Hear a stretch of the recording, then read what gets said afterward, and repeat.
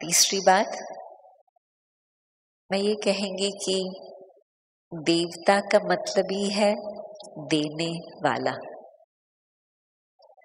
तो आप सोचो कि बाबा से आपको क्या क्या प्राप्ति हो चुकी है। यदि प्राप्ति न होती तो आप यात्रा करके यहाँ तक नहीं पहुँचते। प्राप्ति न होती तो आप हर रोज मुरली सुनने क्लास में नहीं जाते। तो जरूर प्राप्ति है तभी तो ये सब कुछ आप कर रहे हो, नहीं तो हर एक के पास तो बिजी होने की लिस्ट तो बहुत बढ़िया है, ये भी करना है, ये भी करना है, ये भी करना है, परंतु उस बीच में करते हुए भी आप बाबा की मुरली पढ़ते, बाबा की मुरली सुनते प्राप्ति के कारण। तो उसमें यदि हम ये सोचते हैं कि हमें प्राप्ति हुई है और प्राप्ति के आधार पर अभी हमें क्या करना है, अन्य आत्माओं को देना है। देवता का मतलब देने वाला। तो दिव्यता का मतलब जो आत्मा बाबा से लेती जाती है और बाबा से जो कुछ मिलता है उससे अपने को भरपूर करती, उसमें कोई प्रकार की लीकेज न हो। नहीं तो बाबा से मिल रहा है और लीकेज होती रहे तो आत्मा अपने को भरपूर महसूस नहीं कर सकती। परंतु लीकेज हमारी न हो और बाबा हर रोज जो दे रहा है हम उसको अपने में समाते रहें, अपने को भरपूर करते रहें और साथ साथ हम देते रहें। अन्य आत्माओं को मुझे देना है जो आपकी जिम्मेवारियां हैं। मैं समझ सकती हूँ कि हर एक के ऊपर कभी चिल्ड्रन, कभी ग्रैंड चिल्ड्रन, अब कभी कारोबार, कभी लौकिक काम, अनेक प्रकार की जिम्मेवारियां होती ही है। या सेंटर पर रहने वाले भी कहेंगे हमको चिल्ड्रन, ग्रैंड चिल्ड्रन तो नहीं है, परंतु जिम्मेवारियां तो बहुत सारी है। परंतु उस जिम्मेवारी के बीच में ये यदि हम याद रखें कि बाबा ने जो मुझे इतना दिया है, यदि मैंने उसमें से कुछ यदि औरों को दिया तो ये तो हमारा ही भाग्य है, क्योंकि जो बाबा ने दिया वो हम औरों को देते हैं, वो मल्टीप्लाई होकर के वापस मेरे पास आता है। ये तो आप लोगों को अनुभव है। बाबा ने खुशी दी और दूसरे को आपने खुशी दी तो आपकी खुशी अवश्य ही बढ़ेगी, ऐसा नहीं कि वो कम हो जाएगी। बाबा का प्यार मिला, आपने किसी को दिया, शांति से किसकी बात बैठ करके सुनी, जैसे कि उसको प्यार मिला, कोई ठिकाना मिला, तो वो आपकी खुशी, आपका बाबा का प्यार बढ़ता जाएगा। परंतु आप ये सोचो कि मुझे देना है, देना है, देना है, उसमें थकना नहीं है, क्योंकि वापस मेरे पास ही वो आएगा। तो फिर उससे क्या होगा, आपकी दिव्यता बढ़ती जाएंगी। मैं ये सोच रही थी कि क्या क्या बातें हमारे प्रैक्टिकल जीवन में हो जिससे हमारी दिव्यता बनती जाए। तो एक तो जो पहले मंत्र बताया बोलने के संबंध से, और दूसरा फिर अपने को संतुष्ट रखने की बात, और तीसरा हम कोई भी बात का अन्य आत्माओं के द्वारा एक्सपेक्टेशन न रखें।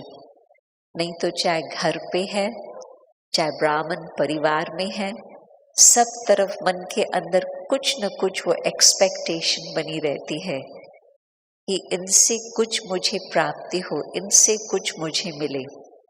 और ये तो मैंने देखा है कि जैसे इच्छाएं की बात होती है, ये इच्छा है, ये इच्छा है, ये इच्छा है, इच्छाएं का लिस्ट तो कभी पूरा नहीं होता। इसी तरह से एक्सपेक्टेशन का भी लिस्ट कभी पूरा नहीं होगा। इतना मिला तो भी कहेंगे नॉट इनफ, इतना मिला तो भी कहेंगे उससे भी अधिक चाहिए। तो जो एक्सपेक्टेशंस की लिस्ट है तो वो हम बिल्कुल न रखें। हम ये सोचे कि जबकि दाता सागर हमें सब कुछ दे रहा, मुझे भी मनुष्य से लेकर के क्या चाहिए। मनुष्य तो मुझे कुछ देंगे तो उसका हिसाब किताब बनेगा, मैंने मनुष्य से लिया, मुझे मनुष्य को कुछ देना पड़ेगा। परंतु बाबा से लिया तो बाबा को हम क्या दे सकते? बस हम अपने दिल का प्यार दे सकते, अपने दिल से थैंक्स दे सकते। बाबा और कुछ चाहता ही नहीं। वो भी हम बाबा का प्यार बाबा को देते हैं तो बाबा कहेगा हाँ, इसका बुद्धि योग ठीक रहेगा। वो भी कोई बाबा को प्राप्ति नहीं होती। हम प्यार देवे ना देवे, बाबा तो है ही प्यार का सागर। परंतु हम बाबा को अपना दिल का प्यार देते तो बाबा हमारे प्रति निश्चिंत रहेगा कि हाँ, इस आत्मा का बुद्धि योग ठीक लगा हुआ है, तो इस आत्मा का भविष्य सद्गति जरूर ही होंगी। बुद्धि योग यहाँ वहाँ चले गया एक्सपेक्टेशन के कारण, तो बाबा आपको गति सद्गति कैसे दे सकते? तो ये हम बिल्कुल देखें कि क्या मैं देवता हूँ, देने वाला हूँ, और जितना जितना आप देते जाओ आपकी दिव्यता का बिल्कुल डिग्री बढ़ती ही जाएंगी। और फिर लास्ट बात मैं ये कहेंगी कि दिव्यता के लिए एक बहुत ही आवश्यक गुण है। सब गुणों की लिस्ट तो आ जाती है दिव्यता के अंदर, और जैसे पवित्रता का वर्णन किया, संतुष्टता का वर्णन किया, इसी तरह से एक और बात जो मैं देखती हूँ कि आजकल कुछ कम नजर आती है संसार में। बहुत वर्ष पहले मैंने दादी के साथ तो दादी जानकी के साथ तो कई बार टूर करने का भाग्य मिला, परंतु हम 2 विदेशी भाइयों के साथ थे और दादी और हम थी। कार की जर्नी थी, 3-4 जगह यूके में हम ट्रैवलिंग कर रहे थे। प्रोग्राम्स भिन्न भिन्न स्थानों पर रखे हुए थे उस एरिया में। तो सवेरे के क्लास में उस समय कोई ब्राह्मण नहीं थे उस एरिया के, तो जो 2 भाई थे वही हमारे साथ थे।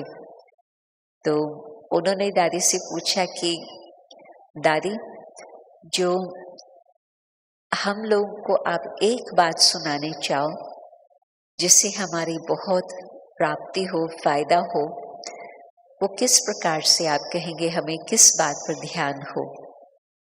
तो दादी को ज्यादा सोचने की जरूरत नहीं थी।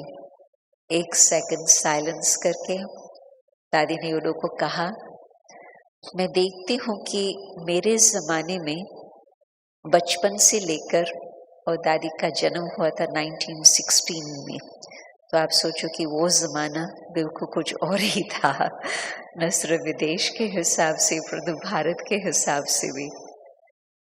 तो उस समय बचपन से ही हम लोगों को रिस्पेक्ट देना, हर एक के साथ रिस्पेक्ट से बात करना, वो हमारे बिल्कुल अंदर रगों में डाला जाता था।